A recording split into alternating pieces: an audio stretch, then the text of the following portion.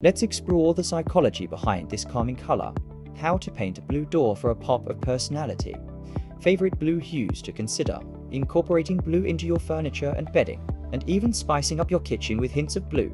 First, let's talk about the psychology of blue. Blue is known for its calming and tranquil qualities, making it an excellent choice for spaces where you want to create a sense of relaxation and peace. Incorporating blue into areas like bedrooms or reading nooks can enhance the overall soothing ambience of the space. One way to incorporate blue into your space is by painting a door. It's a simple yet impactful way to add a pop of color and personality to any room. Consider choosing a shade of blue that complements the existing color scheme while making a statement. Now, let's explore some of our favorite blue hues. From soft pastels reminiscent of clear skies to deep navy blues evoking a sense of depth and richness, there's a shade of blue for every style and preference. Experimenting with different hues can help you find the perfect balance for your space. When it comes to furniture and bedding, blue accents can add a touch of elegance and sophistication to your space. A blue velvet sofa can become the focal point of a living room, while blue bedding can create a serene atmosphere in a bedroom.